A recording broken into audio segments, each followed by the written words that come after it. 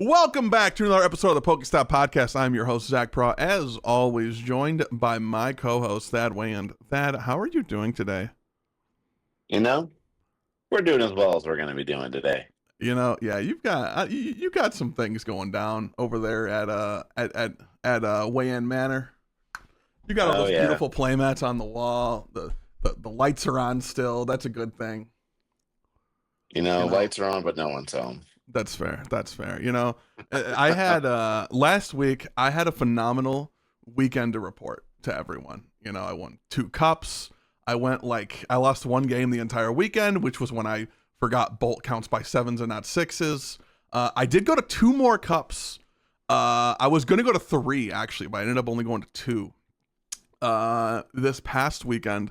In addition to us running our store's cup, which I'm happy to report did not need to have top cut because we had 8 people.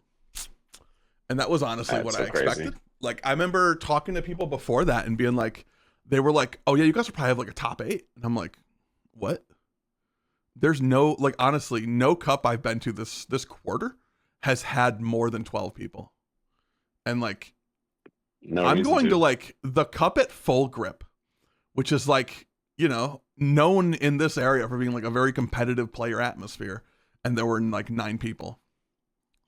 But I did go to a cup on Friday night, which I thought would have no one at it.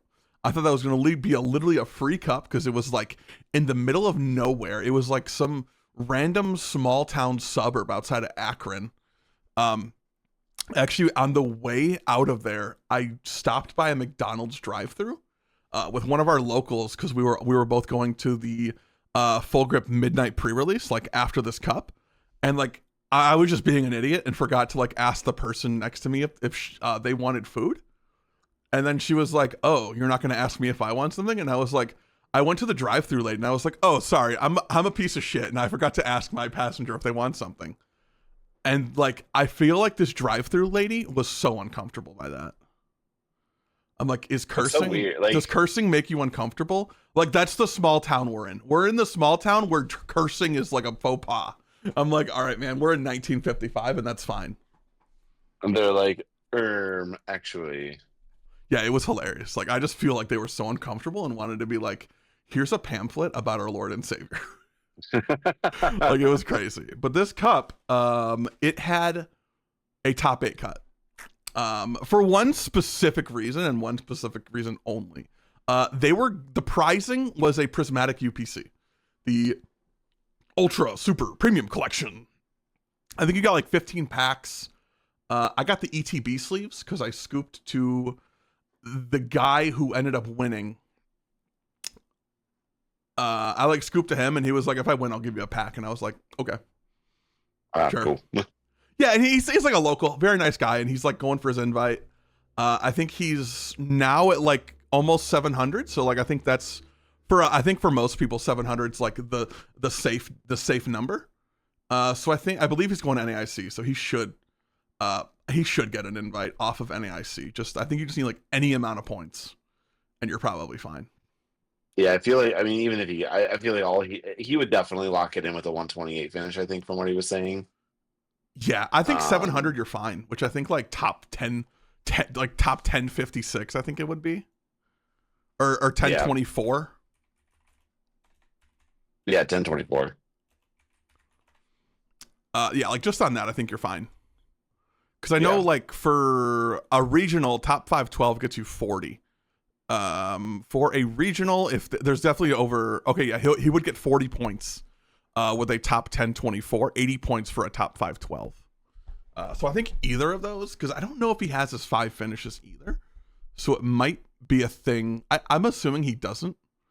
If he's not. No, I think this is. I think he has 4. I think he has 1 more open finish. I think so. I believe he said, I just like that's sticking out of my head. But that's really cool. So I'm really happy whenever, the local players do well, especially on the national, the broader stage outside of locals. I think that's really cool. Yeah. So Friday did not go well for me, honestly. I played a Frostlass deck round 2, and then followed it up by seeing a Charizard Terapagos where I couldn't draw an energy off a Sada. I couldn't find a Night Stretcher, an energy retrieval, a Vessel, an energy, an Ultra Ball for a Noctowl, and he, like, literally there was like a 70% chance I hit an out to energy every card and I whiff. I'm like, okay, cool. It's been fun. You drew like... I just drew terribly that entire tournament. It's just like Mew, Hoot, Bolt. I think those were literally I think those might have been the 3 cards. It was, I know that there was 3 Pokemon, and it was like 2 and a supporter. I think it was like a Hoot, probably like a Bolt, and like another Sada or something. Like, just like, cool. I'll be over here crying in the corner. It's fine. It's totally fine. Like, fine. This will be great for the next turn that's not about to happen. Yeah, literally. Yeah, because at that point, it was like, it's Charizard Terapagos, so like, at that point, we're just punching each other in the face.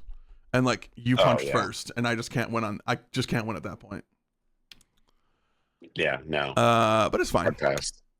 And then Saturday night, after our cup, I ended up going to another cup just because there was a friend of ours was doing like a Destined Rivals Conquest up in Akron, but I really just didn't feel like driving that far. And there was a cup like, I don't know, 8 minutes from my house, and I was like, sure, sounds great. And I lost my winning in there, which was really cool. Off of objectively the worst start I've ever seen. What's up? Yeah, and then how did that end up going for you? Yeah, literally. Yeah, I had the brickiest start of my life. I had Teal Mask, a Baby Bolt, and a ton of energy against Roaring Moon with the poison package. And I honestly, I almost pulled it out. I was just burning through resources just to live another turn. And just couldn't quite get there. And then Sunday, I just said, and then Sunday I was like, I'm good. I'm good with cups for this weekend. We'll try it again next week and see what happens. So you got another cup coming up. I do. I got a couple. Honestly, I'm just like thinking I need to go to cups this weekend, just because this is like the last weekend of cups for the season. I believe the embargo on like you can't do any events. I guess technically there's like 2 weeks. There's this weekend and next. I think next Saturday would be the last championship point event schedulable day. So essentially, this is the last weekend. Because I looked on the event locator yesterday, and there wasn't anything for the 31st. But I think also it's just like a perfect weekend to like do events because you have like Memorial Day weekend in addition with like I think the weather's supposed to be decent. So like I think that's just like a good like perfect storm situation. For a lot of stores just to get their events out, like to get their events done for the season. Yeah, I mean, realistically though, everyone looks at the event locator and sees a Full Grip has a 6K on the 31st and just won't schedule. Yeah, I just don't see how you can do that. Like, who's gonna go to it? Yeah, like who's gonna go to a last unless like person cup? Yeah, like you might get 5. Like you will not get a top cut. I would put money on it. I would stake your car. Yeah. All $5. Yeah, I just don't see any world where like you get more than 5 people, and it's going to be all people who are either locals who didn't want to play at Full Grip because it's so sweaty. Oh my god, everyone's such a tryhard over there. Or like you're that guy who's at like 690 and you need like one more cup finish to get to 700, and that's the only reason you're going. Or like I want the ends playmat. Like I just want the Zoroark playmat. That's definitely a JPEG that we could have printed on like some custom mat website. Oh, it's yeah, it's so annoying. But why even bother? Yeah, literally. Why even have 3 of them? Making good points. Making good points. Well, we did go to we both went to the midnight pre-release at Saturday at 12 o'clock in the morning. Honestly, I'm not a huge pre-release guy, but I do enjoy a midnight pre-release, and I think it's just because like. You're staying up late with a bunch of nerds, and you're all just being nerdy together. It's just hype. That's all it is. Everyone it just has like a very like casual feeling, And it's also like, yeah, like it's the first day you can do one. Like it's the first possible moment you can do a pre-release. So like there's a lot of excitement. Like I love it. People are now just like bringing their family members because they're like, I just want packs, and you're just gonna be my pack person, and I'm gonna bring you. You don't even. I ended up playing one of our locals' dads, and I think every turn I had to remind him to draw for turn. I had to do that at our pre-release too against one of the Poke Dads that were there. Yeah, and like genuinely nice people. They just like, they just don't play the game, and they're like, their kid or their significant other was just like, hey, just come play. It'll take 2 hours, and I'll owe you one or something. No, actually, we got 2 new players at our locals for the pre-release. They were like cool. Pocket players. Yeah. Okay. Yeah, it was like the one kid that I played like round like 2 or 3 or something. Okay. It was round 2. And he was like, yeah, no, me and my buddy are pocket players. And, we started collecting the cards. And we saw that there was a pre-release. And I got to talk to him like, yeah, no, I run the league. Like, this is mine. I'm the king of the universe here. And he was like, oh, dude, no way. Like, you guys like play every week? Like, how does this work? I love that. Like, that's actually amazing. Oh, dude, I was like, yes. I think that's what you hope for in a pre-release. Like, you just hope there's one person who just goes like, this is kind of fun. Let's check this out, and maybe that the wheels start turning, and that could be really cool. Yeah, I was like, man, you got to come through. Like, I bring extra decks. Like, I know there's a few other people that bring extra decks that want to learn to play. I'll sit down during rounds and teach you if you want, or you can like just jump right into the tournament. But yeah, he was like, didn't like, forgot to draw for turn, like was just catching energy all over the place, and like didn't know like the Pokemon could use its ability on the bench, like. Yeah, I'm like, oh, dude, like, so I'm like, walking them through it, but like, I love pre-releases for that. It's so fun to like teach people and like see people learning. Yeah, especially as like a league, as a league owner, like it's nice to like get new people in. Yeah, for sure. So, yeah, I know our pre-release, you actually pulled something not too bad. What? I pulled something even better. I pulled a Nido King EX, which obviously is the best card in the set and way better than the illustration rare Rockets Mewtwo EX. I don't even know who would even want one of those. Like, I'll take it off your hands if you want. Yeah, I was actually so. Oh, is this card good? I don't think so. You should probably just sell it for. I think it's for. I think it's at bulk. Do you want it? I think. Do you want it? I'll just take it. Just. Yeah. Here. Reach it. There it is. All right. Thank you. There you go. Yeah. That was good. There you go. Unplanned bits, love to see it. No, honestly, I was so annoyed when you pulled that because you were like, all right, last pack, I think there's something in here, and then you pulled the SIR Rockets Mewtwo, and I was like, I hate it here so much right now. And I pulled honestly, I do it once every like probably 5 or 6 sets. Yeah. During the Paldea Evolved pre-release, I pulled the SIR Iono. Okay. And then I put in my deck and I riffled that. But you also had a blinged out Lugia deck for a long time too. So like I did. Yeah. This isn't a new thing for you just to like, there's not a new thing for you to riffle a chase card. Yeah. All right. I never pull good at pre-releases. I think in like my entire life of probably 30 plus pre-releases, I think I've pulled one card worth more than like $5. Damn. Yeah, I pulled the art, the full art, like gold area 0 underdepths in Stellar Crown.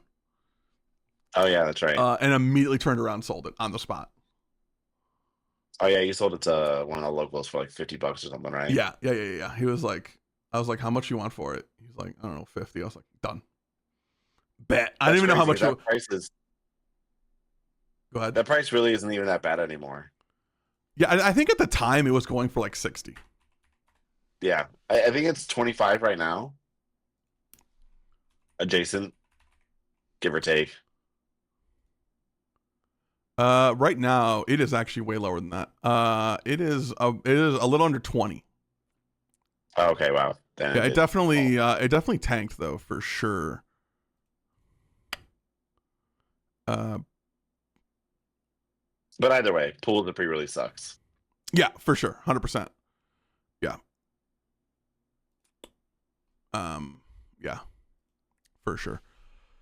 But you know what doesn't suck, Thad? This format does not suck. It might soon though, because Maractus exists. I really hate Maractus. I honestly like. I think Maractus is such an annoying card because there's like no way out of it. You know, I just hate Retreat Lock. I think Retreat Lock. I don't like cards that don't let you play the game. I don't like Retreat Lock, but there are two things I like about Maractus. One, it has a 2 retreat costs, so that sucks if you're the Maractus player and you're not trying to use Maractus. Mm-hmm. It also has really low HP, which is kind of nice, and it only does 20 damage, which can be mitigated if you're playing a deck like Golden Go or something where you're just resistant to grass. Mm-hmm. So it has some serious downsides, but it is really, really, really annoying. It's just so obnoxious, and like I think I'm fine with like Sob on Wellspring Ogerpon. Like I think if you're gonna put like a Retreat Lock attack, put it on a 2-prizer. Like make that a liability. Yeah. So like if I gust or if I can get out of it or I switch out of it, you then have a 2-prize liability that I can take advantage of. Like I think I'm way more into that than like a 1-prizer that has like an obnoxious amount of HP for a basic. How much HP does it have? 110? 110, yeah. I honestly, if it had 90, it'd be fine. If I could like switch out. Darmanitanable. Yeah, like, honestly, Darmanitanable, Baby Bolt 3 Energyable, something like that. Yeah. 90 HP, I think, would have been a better fit for it. Yeah, 90 would be fine. I don't know. I really just don't like that. But Maractus, I think, is a real card you have to have an out for at least one in every deck. Yeah. And I know, like, as far as like me, like I love, obviously I'm a huge Bolt player. I think there's a lot of like ways you can get around that. I'm thinking like Turo, Iron Leaves, even like maybe like a Petulant. Like you could probably like Petulant into the Fez, and then if you have Latias out, just Latias like retreat out of the Latias. That's and fair. then because then like what they can probably do at that point then is like retreat lock the Fez. So like if you see that coming, you can just load up the Fez and then just be cruel arrowing like Frost Snow Rent. So you can keep accelerating your prize trade. For sure. But there's definitely like some weird things that are happening in the format right now. But we've really seen like a huge fall off from like Archaladon decks and Terapagos decks, which like I thought they would come around more later in the format. Because like obviously early in the format we saw like Dragapult having a really good time, Gardevoir having a really good time. These like big, thick stage 2 slow, grindy Budew setup decks that like take a while to get going, but once they get going, they have really good attacks and they have a really good way to like manipulate damage to do big 4, 5, 6 prize turns. But like and even Bolt's had like its day in the sun, winning Milwaukee and just like I think it's made top 8 like every event. It's like in this format. If not all, a significant majority. I don't think it did much it top 8'd in Australia, right? I believe so. This past weekend. I think so. I think so too. Let's see. Utrecht top 8. It finished 3rd or 4th. Santiago, it was runner-up. Melbourne, it actually did not. Oh no, there's one in top 8. Okay. It did not in Atlanta. It actually didn't in Monterey either. The top placing Bolt in Monterey was 9th. Yeah, they bubbled. That was a Monterey was a cut. It was a 12-person cut. Okay, so they lost an ASIM there. Obviously one in Milwaukee. Sure. There was one at the Melbourne Regionals. Got 2nd at Santiago. Yeah, so like, I think it's missed 2. of, I think, 5 regionals. I think that's 5. Yeah, Atlanta, Monterey, Milwaukee, Melbourne, Santiago. So 60% of the regionals that deck has been at in this format, it's been in top 8, which I think is really cool. Yeah, I mean, it's just an attribute to these, like, it is sort of like the last standing, like, big basic, like, Unga Bunga decks. Other than Joltik, I guess, which kind of came out of nowhere. I don't know if Bolt's an Unga Bunga deck anymore, though. Like, I mean, Noctowl is so insane. Like, I don't know. Would you have called Palkia last format? Like, pre-rotation Palkia, would you have called that an Unga Bunga deck? No, it had Radiant. Oh, fuck. They operate in a lot of the same ways. I think it defaults to an Unga Bunga deck just because of the PokeStop variant is still in everyone's mind, and everyone is like thinking about, like, there's also not really Unga Bunga decks in this format outside of Joltik. Like, Joltik is the only true Unga Bunga deck in this format. Joltik is like dragging its knuckles. Like, it is so Joltik is a literal crap. What's the Oranguru? It is a literal Oranguru. It is just walking around. Yeah. Just a big old dude walking around. Like, do you want an energy card? I'll put 4. Yeah, here, draw till you have 3. You're good. You're chilling. Yeah, so I mean, I don't think it's definitely not as Unga Bunga as it was, but it's definitely like the best big basic. For sure. I think it's just because there's not, like, a lot of the big basic decks fell off very hard. I mean, Ancient Box has had to rely on Dunsparce and just really hasn't been that successful. Like, it's got a couple top 32s. Aiden Koos is single-handedly carrying that deck, like, on their shoulders. It's not a good deck. By themselves. Yeah, just Fireman's carrying Ancient Box around to regionals. My God. Miraidon is kind of morphed in the Joltik box. Roaring Moon is not good. I'm gonna be honest. It's like, I don't like decks that are reliant on Donk to be like a legitimate win condition in a majority of your games. Yeah, no, I mean, you can never beat Polt or Guardy unless you Donk. Yeah, and even Bolt, like, I think at tournaments, I think I'm 2-1 lifetime against that deck. And the one was I had an abysmal start and I almost won. Like, I was a singular energy away from winning. Yeah, like, I just couldn't draw an energy on the last turn of the game. Like, I don't know what you want to do. I hate when that happens. It's so annoying. But yeah, I just think, I don't know, I don't like the poison decks. You like the what decks? Poison? Oh yeah. Okay. I don't know what we were doing there. Yeah. No, I just think the poison decks just like have not done that well because it just seems very gimmicky in the way that, like, it works one event and then once that event passes, everyone's just ready for it. And then they just, like, if you're like a Dragapult or a Gardevoir, you just bench 2 and you go knock them both out. Knock them both out before I play Buddy Poffin. Because once I do that, it's Jeegers for you, my guy. 10-cent slip. I don't have any. I honestly wish I had fries. I want to get like some plastic French fries, just to be like, put them in the bag. Just go to McDonald's, dude. Ooh, I'm gonna get like a French fry dog toy. Ooh. But not give it to my dog because he will literally obliterate it in 30. Honestly, when we first got him, leave him alone. He's a good boy. He's not. My dog he's special.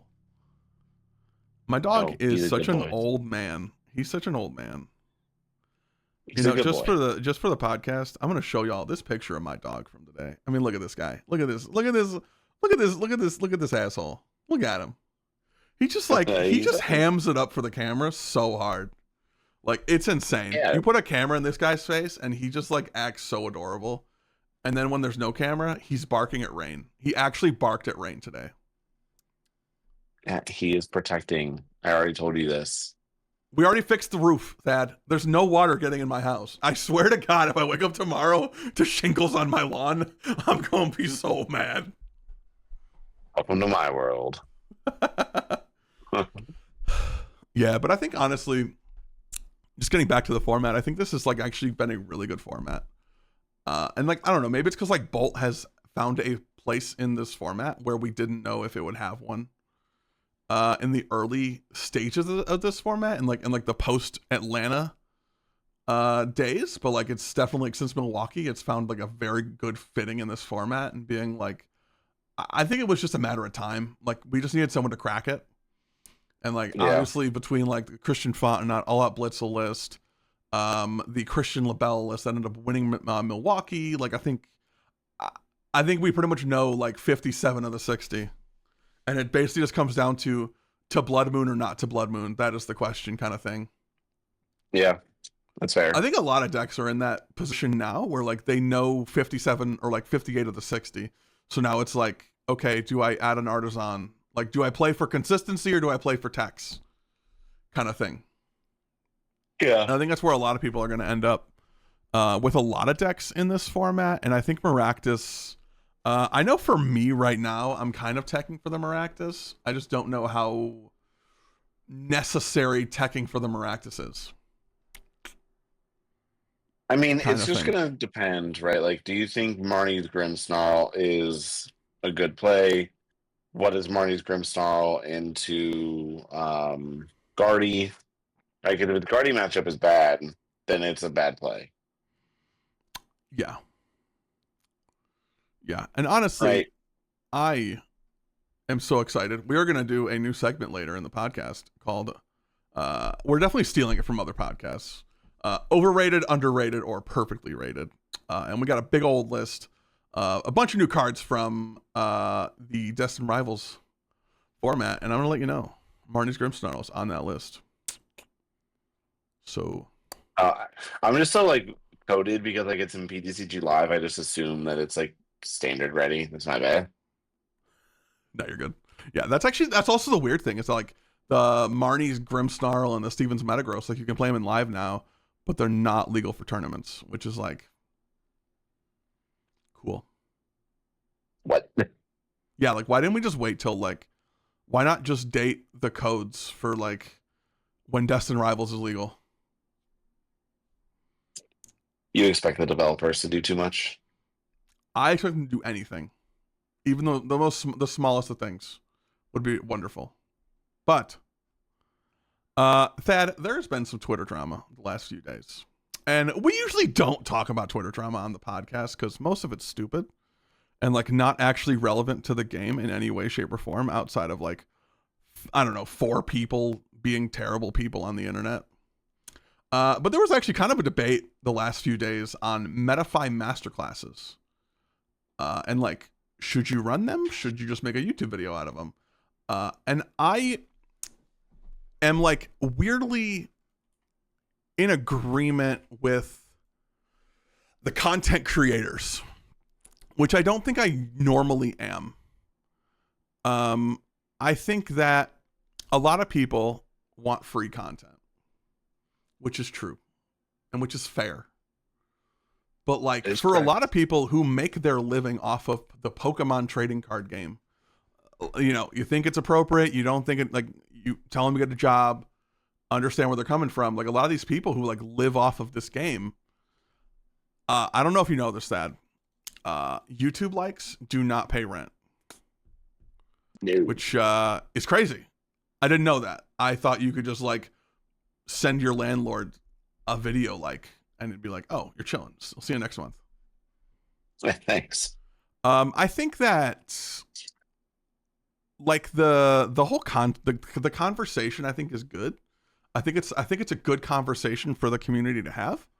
I think that like if you're someone who like top 32, top 16, like did really well with a deck, you should 100% not be afraid or like shamed for making a MetaFi masterclass and like, you know, doing an hour and a half, 2-hour video, going over, you know, deck text matchups, all that kind of stuff. I think that is 100% fair. One of the things Yeah. I saw that was actually, I think, a really good critique of it is just because you are a pro player or you have finishes on your resume does not mean you get to make a masterclass of every deck you've ever seen. And I think that's actually really true. I think there are some people out there who just make like a masterclass on like how to make a peanut butter and jelly sandwich. Like they'll just masterclass anything they've ever seen. They're like, here's how you masterclass making a YouTube account. Oh my Pay me God. money, please. Like I don't like that. And there was actually, I'm actually trying to find the tweet right now because I thought it was actually a really good like piece of insight from All Out Blitzel, who was talking about this, and he did a masterclass video on YouTube with his Pidgeot control deck, like right after I think it was top 4 San Antonio. Yeah, I think it was top 4. Top 8, top 4 San Antonio, like really like had a phenomenal run. And he did a video on it where he got 12,000 views, which I feel like for a Pokemon masterclass video is actually pretty good. Yeah. And he made under $50. Yeah. That's crazy. Yeah, like that's an insanely low amount for like the amount of work that probably went into that video. Like I have to imagine a solid 10 hours of just making that video occurred between like 100%. figuring out a script, which like I don't know if a lot of people don't realize this, but like most YouTubers actually script out their videos. Yeah. Like this is there's a lot of production that goes into like a well-produced YouTube video. So like I think it's totally fair for like these people to like, yeah, if you want like the true top tier insight into this deck, like yeah, you should pay for that. And I'll be honest, I paid for masterclasses before. I bought Tord's his Charizard masterclass back in like a year ago, a little before Indie Regionals last year. Oh yeah. And like I thought it was really good. I think it's kind of like if you like the person and you think this person gives like good insight and you think like their YouTube videos are really good, you'll probably like their masterclasses just because like they're going to be doing the same style stuff, just more, more in depth, Yeah, I mean, I feel like there's like, and I wanted to, like my opinion on this really isn't like anything crazy. I will say I feel like I'm gonna give a shout out to somebody real quick, and somebody who I think that does like the Metafy Masterclass thing right, which is Celio's network. Okay. I don't know if you've ever looked into his Metafy or taken any of his classes. His name's Luke, I think. Yeah, Luke Morsa. That's what it is, yeah. But his Metafy isn't all just about, here's how you play this matchup, here's how this matchup goes, here's how this matchup goes. There's a lot, he gives a lot more insight, which is really what you're looking for. And I think when you're just creating Metafy slop content, like 1 cup with Misty's Gyarados, here's a list. Yeah, that's a YouTube video, not a Metafy class. Yeah. Yeah, and I feel like I'm more in like I support the people who put effort and time in, like Luke Morsa. But also, if you want free content and you want that kind of material, go watch a streamer. Go watch Azul. He'll tell you how to feel bad for free. So like yeah, I 100% agree with that. Like, you may not like his deck list, and that's because his deck lists are his. Change it. Right? And he'll even say it in his videos. Maybe this isn't the right thing, but this is what I like. Yeah. So, like, I feel like as long as the creator you're listening to is being honest, sure. If they're not being honest, then they deserve to suffer the consequences of their actions and hear me talk about how much of a pile I think that their Metafy classes are. Glorified slop content. Yeah, honestly. And that's like why I don't make a ton of YouTube content, because like I don't think I have good insight into things. So I don't make a YouTube video on it. And I really hate like these like YouTube videos are like, hey man, check out this amazing Garchomp EX Pidgeotto EX deck I made. And I'm like, this is objectively bad and you know it. Like, you're just making this because like you either are like in this niche where you just have like a very casual audience and like that's kind of annoying, but like I understand you're filling a void. So like if you're not doing it, someone else will. But like then market yourself that way. Market yourself like a casual, like, you know, Pokemon TCG player. Don't market yourself as this like competitive content channel. If you're gonna make like meme deck lists and like objectively decks you would not play to a regional, don't make a video on it then. Yeah, I mean, like the thing I would say is like, I mean, look at yourself, right? Like you've been piloting Bolt for probably longer than anybody else who's been playing the Honestly, game. we've pushed 11 months. Yeah, I mean, you've exclusively played one deck to every regional, every cup. Well, not every regional, all not but one entirely regional. True. I did top cut a cup with Goldango. Oh, that's right, you did. You were on that Goldango kick for a minute. It was like a week.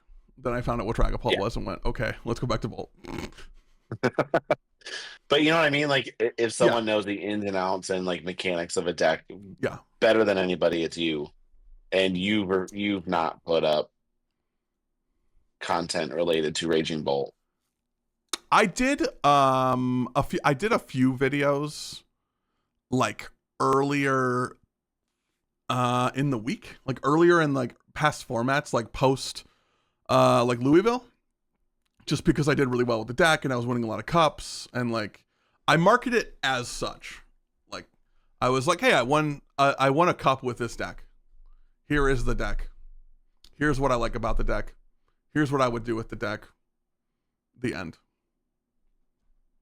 Yeah, but it was free and it wasn't. Yeah, for sure. Yeah, 100%, 100%. Yeah. But like, if I had like top 32 do a Metafy, regional, it'd be you. I would do a Metafy. I'll be 100% honest. If I top 32'd with a deck, I would run a Metafy on it. Yeah, I mean, like, you see, like, if I get it, but I feel like my bar for entry for something like that would be like, I got a top 8. I like, sure. Like, if I'm not top 8ing, does anybody really care what I have to say at that point? Probably not. Yeah, and I think it just like depends, like how many decks were there. Like you know what I mean? Like if I was like 25th place and I'm the top placing deck of that art, like the top placing Bolt, Guardy, Dragon, whatever. If I'm the top one, I think then you have a leg to stand on. Like I did the best with this deck. Yeah. But like that's not really the case in most situations. It's like, here's another Guardy list. Here's another Bolt list. Yeah. Like and subscribe. Pay me money. Yeah. I also like the idea of Metafy communities where I can pay $10, $15 a month. And honestly, if you're going to do that, then you need to also be updating lists regularly and not just like before it, like the night before a tournament. Like you need to be like, I need to see like 3 versions of this list like days before the tournament. So I have time to like grind this list and figure out like if this is a deck I want to play to a regional. And not like 10:58 p.m. Oh, let me just start testing this Roaring Moon to Dunsparce list to see if I can play this in 12 hours. In 8 hours, actually. Just add me next time, bro. I didn't say Guardy. Yeah, me, Atlanta with Guardy. Yeah, that was you with you with Atlanta. You were like all night. You're like just grinding Guardy matchups. And then you wake up and you're like, yeah, I'm going to send Bolt. I was double fisting TCG Masters plus TCG Live. You were. That was actually the funniest part. That you were like tag teaming your own Pokemon games. It was great. It was hilarious. Yeah, but I think honestly, just like to wrap this up, I think Metafy is a good tool for the community. Yeah, I agree. Because like I remember like back in the pre-COVID Sun and Moon Pokemon, like the best you got was paywall articles. And like it's hard to give your thoughts in an article, whereas a video just allows you to have an endless amount of time and ways to talk about something. It's a better way to get out like a stream of consciousness, versus like reading through an article that doesn't really have like the flow. For sure. But yeah, I mean, like, no more. What is it? What was there was one that I remember like buying an article to. Was it like tap or cut? Cut or tap. Cut or yeah. There was cut or tap, 6 prizes. Yeah. Poke Beach for a while. They had a couple writers. And I think most people they just followed the same people. Yeah. Like, I mean, you would find and everything. Yeah, now there's Substack, but like you would find like, 2 or 3 players who you wanted to know their opinion on things, like through paywall articles, and you would just follow them around. And like if they went from 6 prizes to cut or tap, you'd cancel your 6 prizes and get a cut or tap and whatever. But I do like the idea of videos and communities and Substacks. I think it's a good evolution for pro player insights into the Pokemon trading card game. Yeah, no, I think it's a good resource too. Yeah, so just be careful with it. Moving forward, we are pretty much around the corner to a new format. We are this video is going to come out on the 23rd. A week from that date, we have legality for Destined Rivals. So I definitely want to do overrated, underrated, or perfectly rated for. We have 25 of our top 25 cards for Destined Rivals.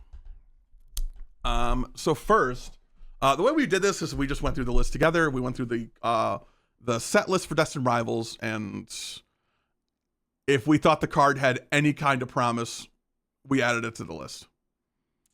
Just to give some insight to people how we made our list. There are some stuff we left off just because, like, I don't think it's good. Neither of us think it's good. So, like, prove us wrong if you think otherwise. Yeah, if you think a card's good, like, I don't know, win a regional, and then I'll come on here and say, yeah, you were right, I was wrong. The end. I don't know. And I also like we don't do this as like this is a fun deck. I'm doing like we do this as like would I play this to a regional? Like if I were going to NAIC, would I consider this deck for NAIC? If I would test against it, yes or no? You know what I mean? Yeah, for sure. So the first one we have, the only grass Pokemon in the list actually, is the Team Rocket Spidops. I think this card is perfectly rated. I was going to say the same thing. I think a lot of the Rocket stuff, I think is right where it should be. I think Rocket, as far as the new stuff coming out, I think Rocket's just the head and shoulders the best archetype. I think we'll end up seeing as we talk about Rocket stuff that it's going to have legs. For sure. And Spidops has 8 of them. Oh my god. I'm done. This podcast. No. Up next, we have the Ethan's Macargo and the Ethan's Ho-Oh. We just grouped these together just because they synergize really well together. I think they're overrated. I don't think this stuff is... I don't think they're good. Yeah, I think that they're overrated as well. I don't think that archetype really has much going on for it as like an individual archetype. Maybe as like a sub archetype, but man, Ho-Oh just doesn't look good. Card reads well, but then like in practice, like what are you really doing with it? Yeah, it feels very much like Zoroark. Like this card feels way better in something else. Yeah. Like the Golden Flame ability is just so good. And like I know there's going to be something that makes this Ho-Oh good. I just don't think it's Macargo. Like I just can't see it. No. I mean maybe Embor. Maybe. Who knows? Inferno Fandango. Oh my god. Up next though, we have Team Rocket's Articuno, which is basically just giving you bench barrier for all of your basic Team Rocket's Pokemon.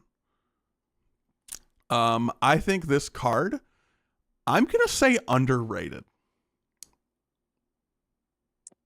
I was gonna go with perfectly rated because I feel like I think bench you barrier have is to, just such an insanely good thing right now. and I think that they knew what they were doing when they made that card. You know what I mean? They Yeah. definitely they're like, okay, can't have Shaman in your deck because it's not Rockets.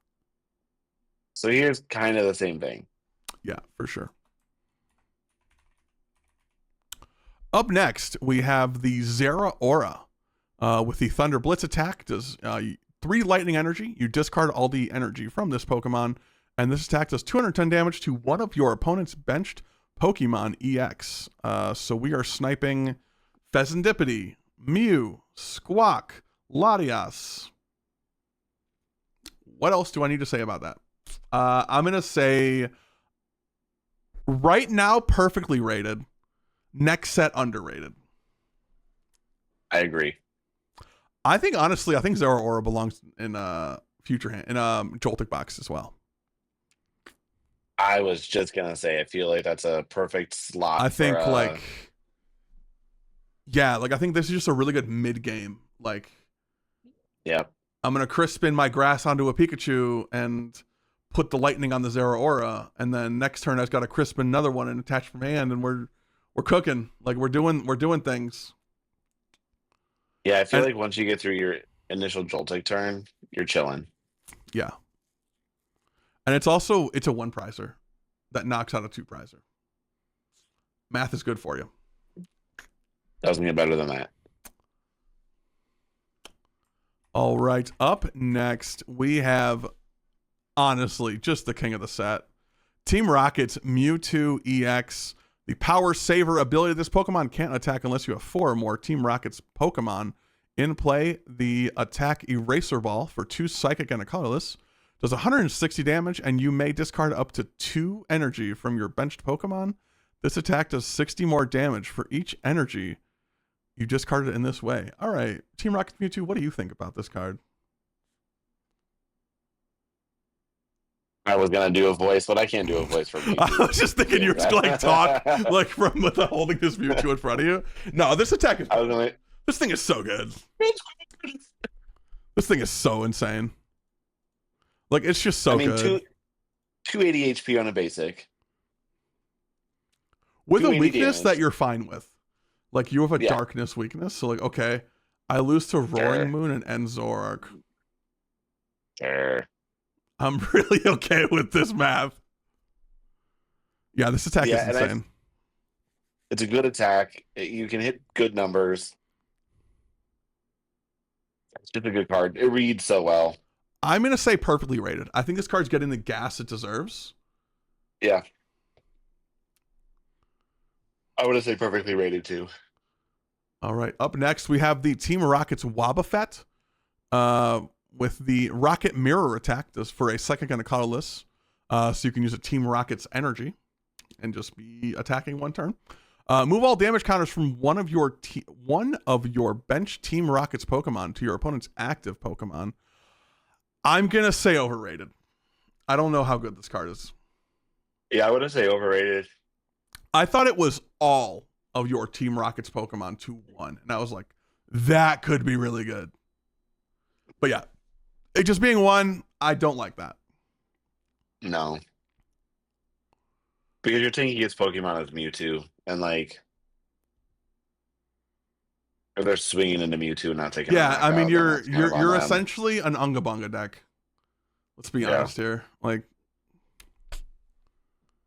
it's fine. But up next we have the Team Rocket's Mimikyu, which for a second and a colorless Gem Mimicry, choose an attack on your opponent's active Terra Pokemon and use it as the effect of this attack. I think this card is how you beat Dragapult with Mewtwo. I'm gonna say underrated. Like you just slap down a Clefairy, attack with this, and you're 3-prizing your opponent probably. Like that seems great. You only need an energy attached to the Rocket energy fulfills it. So yeah, it's for just sure. all around. And it might even be good in Guardy, right? Like, yeah. Cut the Mew EX, put in a, what's it called? Honestly, Okay. any deck that plays Crispin and Psychic Energy already, you're probably thinking about this card. Yeah, Terra Box, not a bad option. Yeah, there's just so many options for this deck. But moving on, we have Cynthia's Garchomp, which has 2 attacks. The first one for a fighting energy, does 100 damage, and then you draw until you have 6 cards in hand. The second attack for 2 fighting does 260, but you discard all the energy from this Pokemon. It is a 330 HP stage 2 that is weak to grass. I think this card could not be more overrated. I think this just is not good. I just don't know. Who are the believers in this? I don't know. I think there's some people, because doesn't, like, Cynthia has like other, like, make things tanky. Yeah, it has like a plus 70 HP like power band. Power weight. Yeah, so you get plus 70, Yeah. so that puts you at 400, but like, cool. Sure. Yeah, you're just still not hitting hard. And let's pretend jamming towers in format. Yeah. Yeah, I think the Cynthia stuff just is not going to be good. No. If I'm being 100% honest with you. Moving on, we have the Marnie's Grimmsnarl.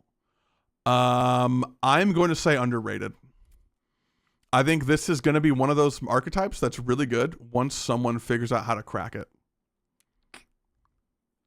I'm going to go perfectly rated on this, and that is because I hate control, and I feel like this is a good end. This is going to be very controlling. Yeah, I think your buddy Frostlass, you just play like a 1/1, maybe a 2/1. Yep. Yeah. It's going to be really annoying. And yeah, and I think this is 100% a card you end the game with. Yep. It's a good sweeper. Yeah, the Shadow Bullet doing 180 for 2 dark and then also 30 damage on one of your benched could be really good. And I'm like, especially thinking about like a Raging Bolt, like you 180 the active bolt, finish off the Ogre Pot on the bench, you're 4-prizing them. That seems really strong. Like a Latias or something. Yeah, there's just so many. I mean, there's so many options. Honestly, there's just so much that lets you do. Yeah. But the last Pokemon we have here is the Stevens Metagross EX. I think this is also in the Cynthia's could not be more overrated category. I just don't see how this deck is good. If it just did more than 200 damage, you know? Yeah, just doing 200 for 3 on a stage 2 just seems if it was bad. If it was like 240, that'd be great. Yeah, if you gave me 240, I'm knocking out the big basic guys. I can throw a max belt in there to hit Mewtwo. You know, it just doesn't do enough. Yeah, I think this card just really is going to struggle. Yeah. But moving on to the items in this set, we have some really cool ones here. First one is a reprint of Energy Recycler. This is a card that's been in the standard format a few times. Shuffle up to 5 basic energy cards from your discard pile into your deck. I love this card. I think it's underrated. I think this card is going to be insane. I think a lot of decks are just going to run one. Yeah, I think in a format or two, we're going to see that this card's going to be everywhere. 100%. All right, up next, we have Ethan's Adventure. You search your deck for up to 3 in any combination of Ethan's Pokemon and basic fire energy and put them in your hand. I think this card's a little overrated, but not like insanely overrated. I think once we see a world where like maybe Macargo works or like the Ho-Oh works and we can like Ethan's for a Ho-Oh and 2 fire. Could be good. You know, I think it's just like, it's like the other Ethan stuff. Like it's not good by itself. It's going to be good in a support in something at some point, I'm sure. Yeah, I agree. All right. Up next, we have Sacred Ash. Basically the same thing as Energy Recycler, but Pokemon. Shuffle up to 5 Pokemon from your discard pile into your deck. Also a reprint of Sacred Ash that's been in the game before. I think perfectly rated. I think it's right where it should be. Yeah, it doesn't seem like a fantastic recovery option. I think you'd rather just play Super Rod. I do like they eroded it though. That's cool. Yeah, I love reprints. I love when we reprint stuff. Yeah, silver borders are awesome.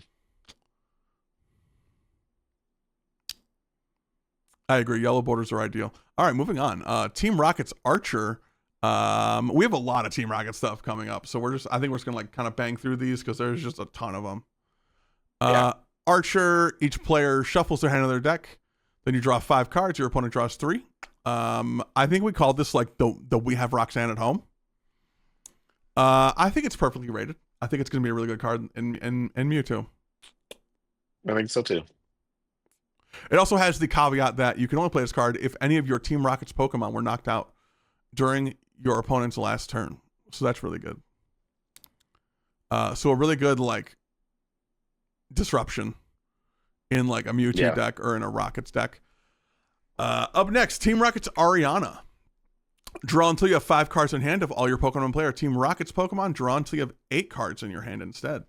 Really good. I mean, it's Lily. It's Rocket's Lily. Super strong. I'm gonna say underrated. I'll say underrated. All right. Next up, we have Team Rocket's Factory. Once during each player's turn, if that player played a supporter card with Team Rocket in his name from their hand during that turn, that player may draw 2 cards. And there is a way to manipulate this to play multiple Rocket's Factory. I'm gonna say underrated. I think that card's kind of disgusting. Oh, so underrated. It's going to be so broken. Yeah, it's going to be crazy. For sure. Up next, Team Rocket's Giovanni. This is quite literally Guzma. Switch your active Team Rocket's Pokemon with one of your bench Team Rocket's Pokemon. If you do, switch one of your opponent's benched Pokemon to the active spot. I think especially in a world where like Maractus exists, this card is gross. So good. This card is disgusting. Good. Also, if you have a bear in a Rockets deck, you can reset the bear. Yeah. It's so sick. It's insane. That's gonna be such a good card. Gust is always great. Like Gust cards are always really good. So I don't think this will be any different. Up next, Team Rocket's Great Ball. Flip a coin. If heads, grab an evolution. If tails, grab a basic. They both have to be Team Rocket's Pokemon. Again, another like reprint of a card we've had previously. Capturing Aroma. This is literally Team Rocket's Capturing Aroma. I'm gonna say perfectly rated. Yeah, just because fine. It's a coin flippy card. A few of, yeah, for sure. All right. Up next, Team Rocket's Receiver. Search your deck for a supporter card with Team Rockets in his name. Reveal it and put it into your hand. Then shuffle your deck. This card's gross. Underrated. Underrated. I mean, we're just going on transceiver. Like, we are Pokegear on crack. Yeah. Like that's absurd. Yeah, and also very similar to the old Holon's transceiver for all the unks in the room. Yeah, thank you. All right, up next we have Team Rocket's Petrol. This is Skyla. If you played in the XY era, search your deck for a trainer card, reveal it, and put it into your hand, then shuffle your deck. Seems good. Yeah. Also Sword and Shield, but yes. Was she in Sword and Shield? Yeah. Okay. Released in like Vivid Voltage or something. It's crazy. I didn't even realize it until I was looking for a Skyla. That makes sense. I stopped playing right before that. Yep. Checks out. No, I think it'll be good. Just go to get you your factory. Yeah, get your factory. Get you a lot of things. Yep. Factory, draw 2 cards. Very strong. All right. Up next, Team Rocket's Proton. If you go first, you may use this card during your first turn. That alone makes it insane. I don't even care what the rest of it says. But it says search your deck for up to 3 basic Team Rockets Pokemon, reveal them, put them into your hand, then shuffle your deck. Really good. It is insane. Yes. Going first. I'm gonna Rockets Receiver for a Proton. Proton, Spide Ups. Pass. Your turn. It's so good. It's so good. Seems pretty good. The only stadium we have on our list, Team Rocket's Watchtower. Colorless Pokemon in play. Both yours and your opponents have no abilities. Boy, oh boy, Thad, are there any colorless Pokemon in format that would be very bad without an ability? I mean, I can only name a couple. There's like Noctowl, there's Luna, there's Squawkabilly, there's Rotom. Just a few. I think this card is perfectly rated, though. I think it's getting the gas it deserves. We should have added one more stadium to that list. Which one? Team Rocket's Factory. Oh, we already. Yeah, I don't know why I said that was the only stadium. Okay. Yeah, we definitely did Factory like 30 seconds ago. Yep. Okay. It's good. It's good. Yeah. We already said we already said Factory is going to be insane. Yep. Play a Rocket supporter, you get to draw 2 cards. The only special energy we have is Team Rocket Energy. I think it's actually the only special energy in the set. I think so. This card can only be attached to a Team Rocket's Pokemon. If this card is attached to anything other than Team Rocket's Pokemon, discard this card. As long as this card is attached to a Pokemon, it provides 2 in any combination of Psychic and Dark Energy. Seems good. I'm going to say slightly underrated. Just because there's not really any like special energy hate in the format. Yeah, I mean, no one's playing E-Hammer. I think people forgot that card's in format. Yeah, and I think that's literally that, maybe Ruffian. But like, man, if we're playing Ruffian, we're really just not having fun. Because Temple of Sinnoh did rotate, so that there's no stadium that just like shuts you off. No. Yeah, I think like playing a Ruffian just to, because also like they only need the Rocket Energy the turn they attach it onto a Mewtwo. So it's like once they do that, it's served its purpose. Like, so if you like E-Hammer or Ruffian it off, I have 3 more in the deck. Yeah. Like just so good. So absolutely insane. I think this set, I hope more things are good than just the Team Rocket stuff. I'm kind of curious to see like what people do with like Ethan stuff, what people do with Marnie, Stevens. It's definitely going to be really interesting to see, especially like NAIC, because that is literally the day it's legal, is day 1 of NAIC. So that'll be super cool to see what people are bringing, what people are testing. Yeah. And I know both of us are going to the Full Grip Games, their 6K weekend, next weekend on the 31st. So really interested to see what people are cooking for that as well. Is there anything you're excited about that we haven't talked about? No, I think we got everything out of the way. I mean, I'm just curious to see what you're going to cook up for the Raging Bolt. I'm thinking about putting Sadas in the deck. Heard those are good. It's all right. I'm thinking about 5. Why stop at 4?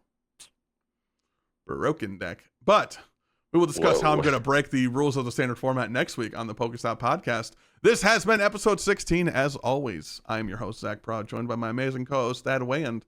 And thank y'all so much for watching. Make sure to like, subscribe, and comment what your favorite card coming out of Destined Rivals is. And we will see y'all next week. Bye.